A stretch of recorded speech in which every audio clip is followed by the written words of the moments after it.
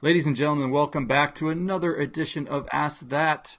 We are here today to talk about conflict and conflict transformation.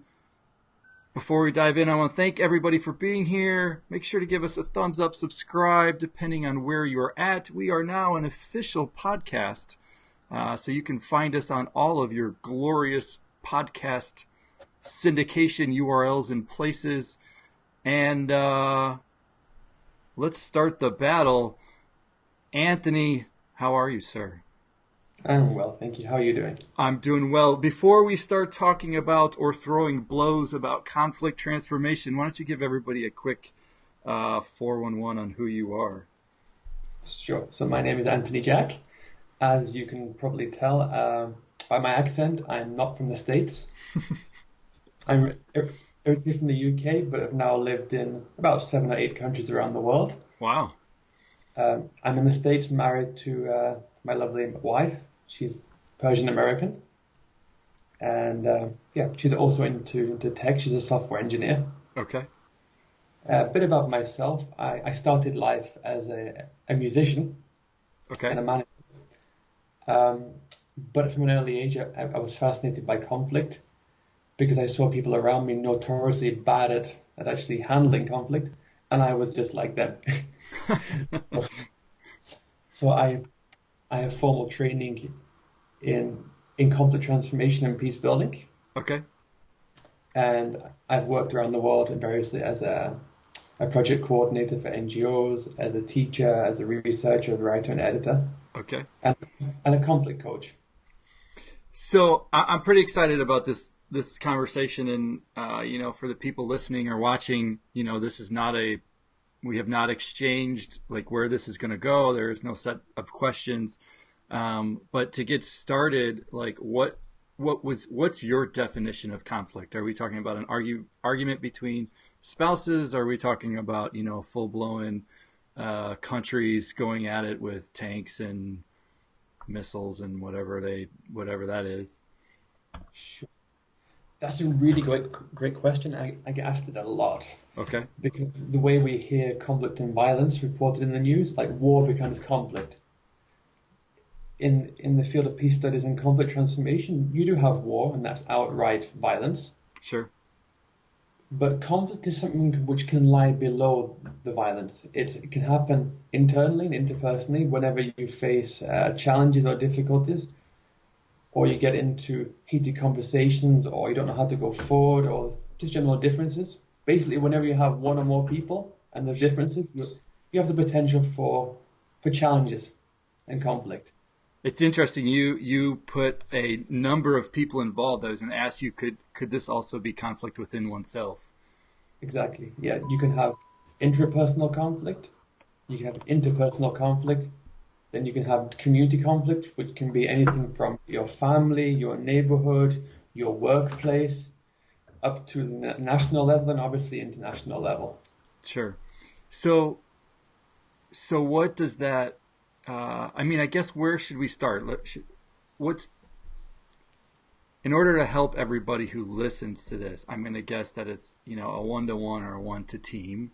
Mhm. I'm guessing most of the people who listen here are not trying to solve uh, country between country conflict. Although if you are, God bless you.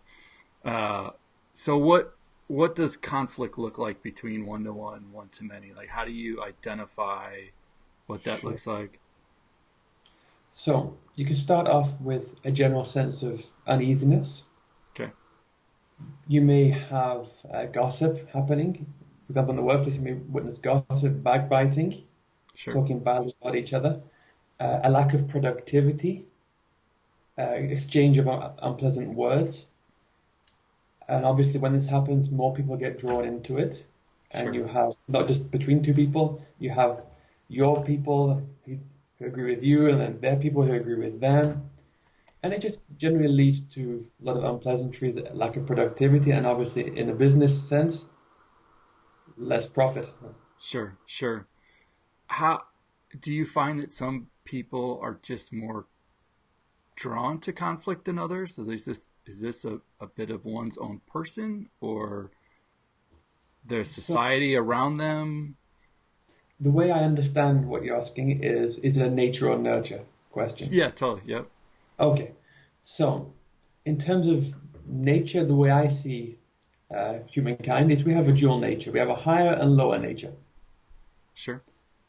Our lower nature is very similar to that of animals. We can compete for resources, we can compete for respect. We want to be significant, want to be important, we want to be right. The person has to be wrong. It's all good Sure. and evil. Sure.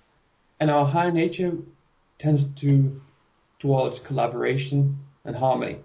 Sure. So a certain amount of the way we approach conflict is how we view our nature, Hmm. and a certain amount is how we've been trained or socialized into conflict. Sure. And you see, mainly in societies in the world and the families in the world, we're not so literate in peace and Yeah. conflict. We're more prone towards right and wrong thinking, blaming, Yep. guilt. Yep. Yep. So I would say the majority of it is nurture. Okay. And obviously, which part you decide to nurture is what wins. There's this Sure. famous indigenous phrase saying in the States from the indigenous Indians Sure. culture that talked about there's two wolves inside of you. One is hungry, one wants to kill, and the other is very calm. And the boy asks the chief which one will win. It's which one you feed. Yeah, there you go. I like that. So in peace and conflict, which one wins is how much we decide to educate ourselves and become conflict literate and Sure. competent. Sure. Do people tend to know when they're in conflict? Yes and no. Okay. They're not necessarily cognizant, oh, I'm in conflict, I have to do something about it, Sure. Sure. but they may have a sense of adrenaline release. They'll feel generally uneasy when they see this person or this situation. They may want to avoid it. They may want to run away. They may want to fight. So Sure. anytime we have these kind of reactions, these fight, flight, or compete, or just generally accommodate because we don't want to rock the boat, then they're signs that we're in conflict. Sure. Sure. Now you do a lot of coaching and mentoring in this space. Like, where does that start for you? Does it start like with sitting down with a person and saying, "Okay, let me see your Twitter feed and shame on you, you're being nasty," or does it start more from like a psychological perspective of what does life look like for you? How are things at home? What did your childhood look like, type of thing? Well, I don't so much delve into the past. I'm not a psychologist. I'm not a counselor. Sure. That said, conflict transformation and peace studies is an interdisciplinary subject, so it draws upon many different areas and disciplines to Sure. approach conflict. So my approach is really to sit down with somebody, see what's going on for them, have a little look at what's happened, and then see where we want to go. And that can involve uh, not only looking at the situation, but looking at what's driving the situation. Deep down in conflict, you have, for example, you have certain needs which drive, and like a need to be justified, a need to be right. Sure. But behind that, we have other needs. We have needs which drive us forward and condition the way we speak and the way we talk. So we look at those. This is very much to do with worldview. Sure. Sure. And then I work a lot with empathy, Yep. helping the person de-escalate themselves, like developing tools to de-escalate that kind of internal reaction, that trigger, helping them learn to empathize with themselves. And then the key to really managing this conflict is learning to connect with yourself and with the other people in conflict. So it's Sure. learning how to empathize, learning how to use deep listening, how to understand their deep needs and their drivers, and how to help them de-escalate and then create a connection from there. Sure. So, I think in our world today, we are often spread out via the internet. So, I think conflict happens a lot easier when you're not face to face and you're not necessarily acknowledging somebody. You know, in your, as you mentioned there, like to be empathetic to somebody else, how how does one do that when you're separated by Twitter or Facebook or I don't know, remote working, whatever have you, when there Hmm. is no like personal connection, I mean physical connection between two. Hmm. So, in terms of when there's, like, for example, a conflict on a Twitter feed, Yeah, which or happens all the time. that's like a really interesting area to get into. One way to deal with it is to really explore where the person's coming from and see things from that perspective, and then also to try to write with this in mind to So get past right when and you wrong. when you say explore, like what is that? Like what's the concrete piece of that? Is that asking questions of that other person? Is that Oh, stalking them across the internet to see what they've engaged in? no, not so much. I think stalking is probably the worst thing that you can Yeah. do. Okay. Well, that's good. The Let's worst not. thing. Let's make sure everybody knows we're not suggesting that. Yeah, I mean, of course, the worst things which like could be outright insulting the person on a Yep. public feed, which would Sure. not be a great idea. Sure. Unless you want to get practice in dealing with conflict, then go ahead, you know? There you go. There you go. Um, but I can give you an example. About 2 weeks ago, I was selling an instrument, being a Okay. musician as well, and I just generally want to know how much this thing is worth because I had no idea with this particular instrument. Yep. So Yep. I put on a forum, hey guys, anybody know how much this is worth? And some people chimed in saying, I think this, I think that. Great, I was very grateful. But then somebody kind of like got a little bit of tacky and was Interesting. accused me of trying to fish for prices so I could sell to the highest bidder. So Okay. then Interesting. it's very easy to say, like, what the hell are you talking about? I'm not doing that. Right. Right. It's a non-reaction. But when we do this, this is something that is being called like verbal karate. You strike and you strike against it. And when you do Sure. this, you create conflict. So the approach I took was like, thank you for drawing this to my attention. I'd really like to understand where you're coming from with this. Yeah. Because I know my intention, but maybe you see something that creates a disconnect between what I'm trying to communicate and what Sure. people are receiving. Sure. So instead of striking, someone strikes, and you harmonize and look with them, and you deflect their energy. Interesting. And the conversation evolves from there. In the end, his opinion didn't change, and that's okay. Sure. But we gained a level of respect, a level of connection. We could see both perspectives from each other's point of view, and that was okay. Sure. And sometimes that's fine. Sure. You asked about like also when you're not face to face. Like for example, like Yep. we Like are us right now. physically Yep. face to face.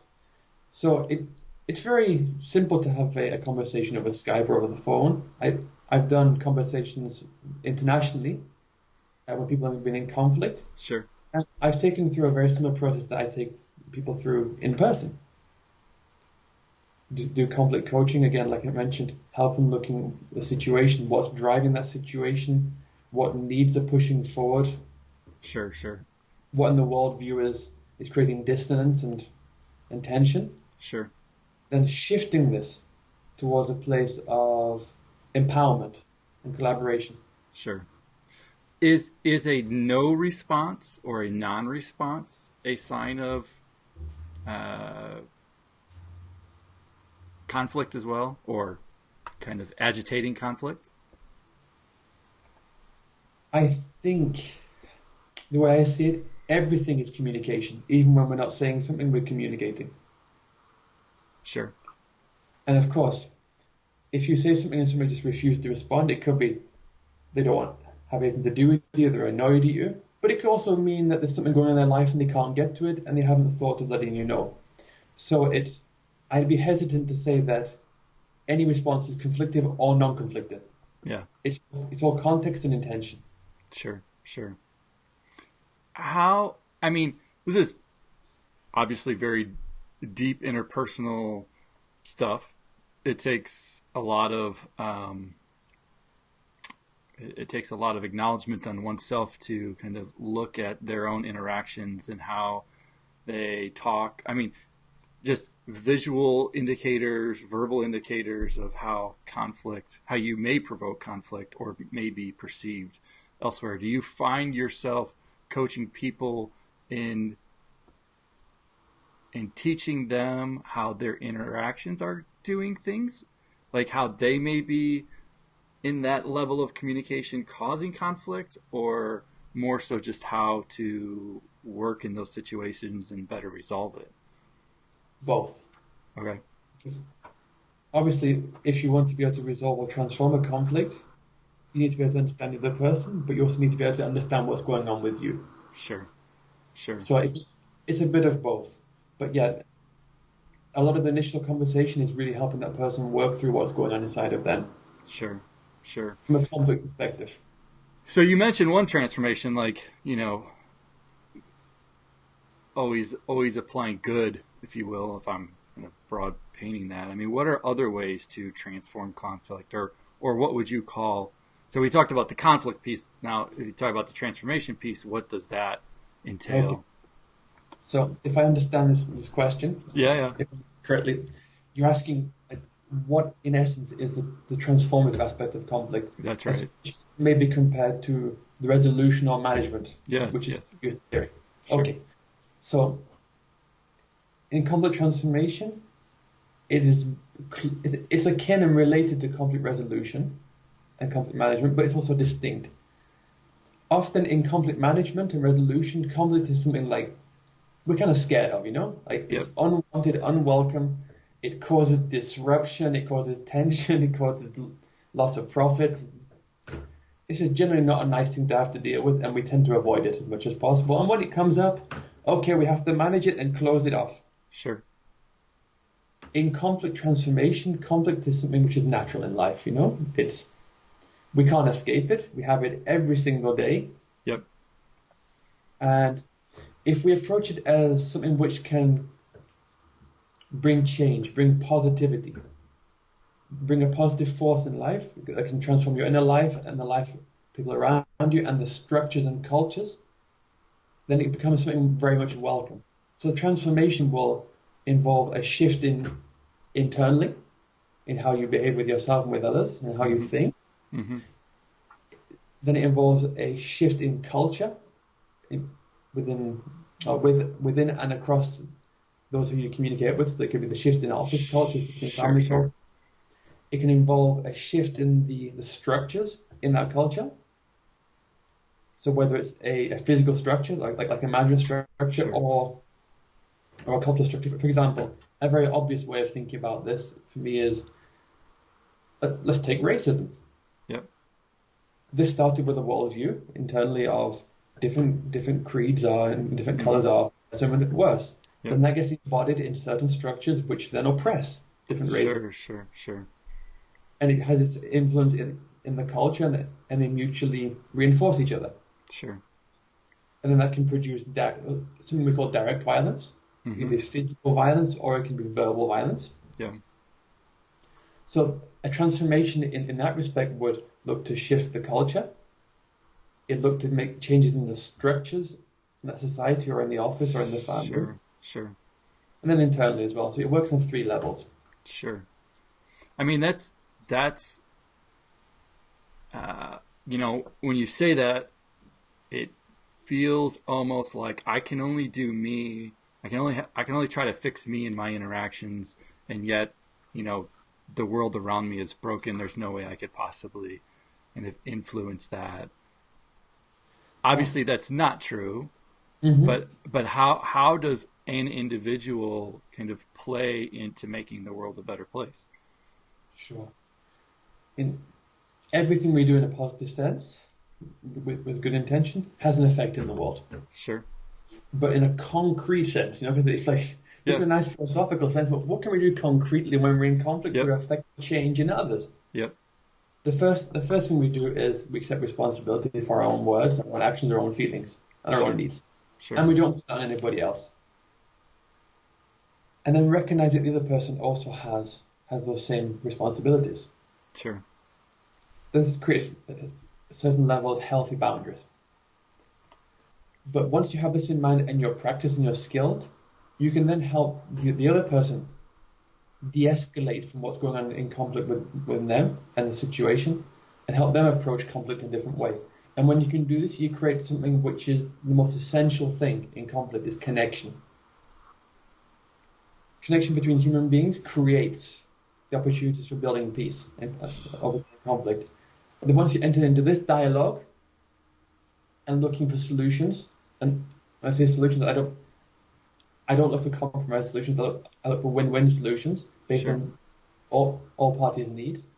Then you can start to create solutions which help transform the culture, the structures and institutions that support and entrench the conflict. Sure. But it has to start internally first. You have to become that change. We got a question that I think is a good one. If you have a person who just name calls and uses fallacies often, do you call them out time after time, or do you start to ignore it after time? I feel this makes the world more diverse. So I'm not clear what you mean by diverse in this context. Yeah, it's let's take the first half of it. If there's a name calling piece in fallacies, where do you engage in that or not engage? Sure. There, I see looking at what's been talked about maybe considered two extremes. We've got avoid the conflict, or we've got to confront the conflict and call them out. Sure. Both of which have their benefits, but if you have to be in some kind of relationship with this person, if you see them regularly, both those approaches can cause more disconnect, more conflict. So if you want to avoid it, then things just continue and escalate on that side. You continue feeling, oh God, I hate this situation, I hate this person, and you create a negative image of this person. But that person is going to start viewing you or continue viewing you in the same light. You confront them, you create this distance, as I was talking about, this kind of verbal karate of striking together. Then people become more entrenched in their own standpoint. They get more judgmental and they want to have more justification of I'm right, you're wrong. So I would choose neither of those options. I would choose first learning how to connect with yourself, see which needs are and aren't being met, learn how to de-escalate, and then talk with this person from a place of centeredness and help them de-escalate. Sure. And then from there you can have a conversation, because often when people say, I think you're this or that, or I think you're an idiot, they're judging you for something. Yeah. They see something, but every judgment is an expression of a need that's not being met. So, okay, you're an idiot. Okay, could you tell me why you think this, please? I'd like to explore what's going on with you. Oh, sure. All because you see that I don't know, I said this thing to such a person, or I didn't submit this thing correctly to the boss. Oh, I see where you're coming from. So you've really got a need to, I don't know, like I need to be efficient with your time, or I need to see others treated with respect, and respect means X, Y, and Z. Okay, what could I do for you that would help change his perception? Yeah. Certainly a journey of steps, not something that happens instantly by any stretch. Yeah, it's a process. It can be short and it can be long, but it's definitely a process. What about conflict being good? I mean, you see the things that have happened with the Florida school shooting recently, and the kids getting together over social media and creating some of the biggest or the biggest rally in the United States. Obviously, there's tensions are high, conflict is high. Good, I think the end outcome will be great, but it's not without conflict, and probably needed conflict before people will listen. Like, where does that fit into making change for good? Sure. Well, that's not at all a contentious issue to pick on today, but let's go ahead. So, conflict itself, which comes from to clash together in Latin, confligere, to clash together, can be both positive and negative. Sure. If we don't know how to deal with dissonance and challenges, then it becomes very destructive. If we do know how to approach it, it becomes very positive. From my perspective, obviously I'm only speaking from my subjective perspective. Sure. What I see happening right now are the two forces which drive society forward: there's destruction and construction. And construction tends towards building unity between people. Destruction tends towards disunity. Sure. Vis-a-vis peace and conflict. Yeah. Or vice versa, depending which way I said it. Yeah. And I see the voices of change as being towards a positive area of construction, but perhaps the way we're approaching this conflict, not bearing all the forces in mind, all the worldviews in mind, is maybe not the most productive. And what I see is that, again, there's a need for people to be trained to become conflict literate, right from early age in their family and in schools, Yeah. to learn how to approach this in a healthy and constructive way. Sure. Which tends to be more efficient. Of course, I'm not saying that change can't come and won't come through this, because change has come through these processes. Yeah.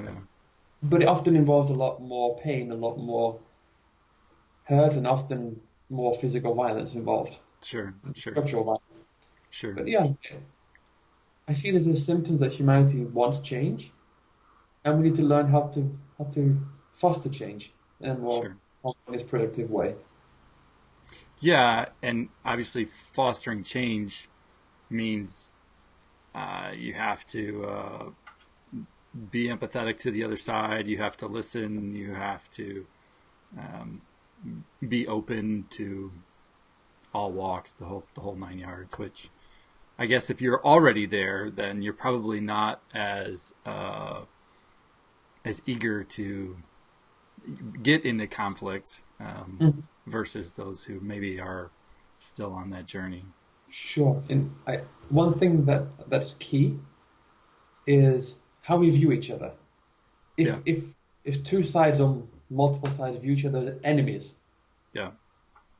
then we actually come to need the conflict to justify our position of being right. Sure. But if we take ourselves out of that kind of that dance of negativity, where we no longer view ourselves as the enemies or the other person as enemies, just human beings that are becoming dehumanized through this process of projecting enemy images, then we can engage in it much differently. And you see people like Martin Luther King, Malcolm X, and you see Gandhi, Nelson Mandela, and Desmond Tutu, like many peace practitioners. Sure. Of course, there are many on a smaller scale, but these are the people that the people see. Yeah. They tended not to see people as enemies. They see people as, this is what's happening. This is what the suffering that's involved. But these are still human beings. Sure. And worthy of dignity and respect. Sure. You mentioned one, kind of one tactic earlier about transforming conflict. What would be your kind of top 3 things that people can do to just be better at this, whether it's acknowledging or being involved, resolving, whatever? Sure. First is acknowledge that conflict is a natural part of life. You can't avoid it. Yeah. We can try, but it'll bite you on the backside when it eventually. Yeah. The first is acknowledging that conflict is there, and start to become comfortable with the idea of conflict is there, and I can learn to engage in it because it can have a positive outcome. The second thing I would say is let's learn to take responsibility for what's driving the conflict within ourselves.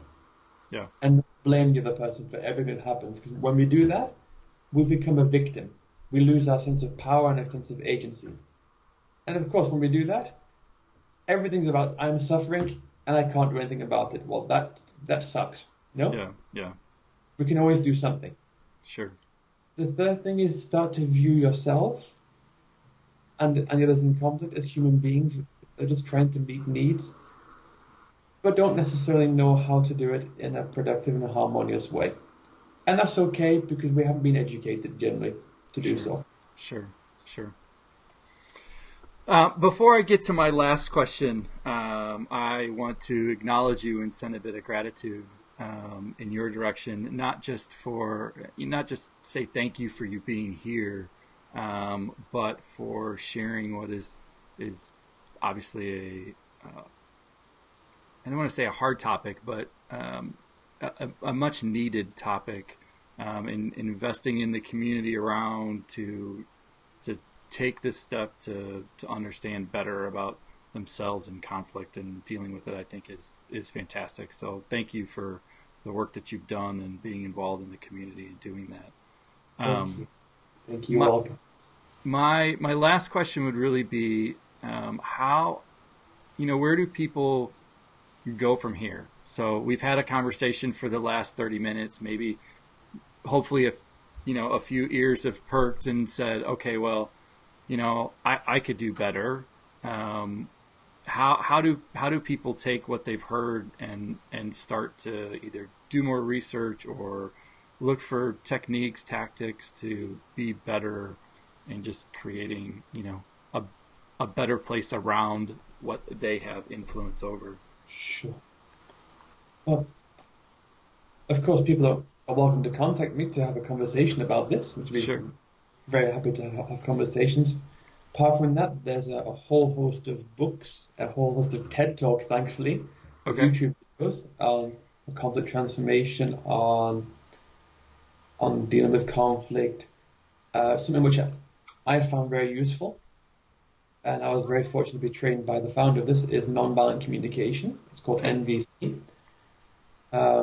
There are books by people like Ike Lassiter, by Johan Galtung, by Kai Jakobsen, Hossein Danesh. There's so many resources out Okay. there.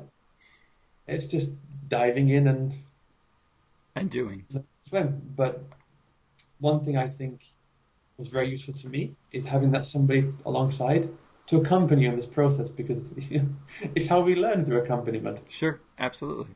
And so you and I will work after this, and we'll get a bunch of links together to point people in the right direction. So certainly check out the description below or the show notes. You mentioned people getting a hold of you. Where are some great places to find you at? The best way, find a phone number. I currently don't have a website, but my lovely wife, who's in tech, is going to be doing a website for me very soon, which I'm very happy about. I can be found on LinkedIn as well. Okay. Yeah, That's perfect. We will put that in the stuff below. So if anybody's looking to find you, we'll get there. And when your new website comes out, you make sure to tell us, and I will. we'll tell everybody else in a very hostile way. No, I'm just kidding. Um, with that being, Connects, man. what's that? I was saying you can be hostile as long as there's connection. That's You right. know, Okay, very good. He's- That's right. That's right. Um, well, thank you very much Thank you. for everything today. I think it's an important, super important thing of our daily life. I think it's easy to get caught up in the negative. I think it's hard to be nice, or hard to step back in the moment and try to find a better way to resolve things. And those who do, are always change agents, and a breath of fresh air. And so the world is everybody wants to be happy. Everybody wants to live a great Exactly. life and be around people who are uplifting. And Exactly. If I we could all have to, leave you with a final thought based on what you're of, saying, of course. we have two choices in life. We can make life better, or we can make life worse. Feed the And better. exactly. Feed the better. I love it. Let's leave it there. Folks, leave a note below. We'll leave some links. We'd love to engage and help and continue this conversation. That is why we are here every day, to give a little bit of inspiration and exposure to all the good that is around, and the good work that everybody's doing. With that being said, we're getting close.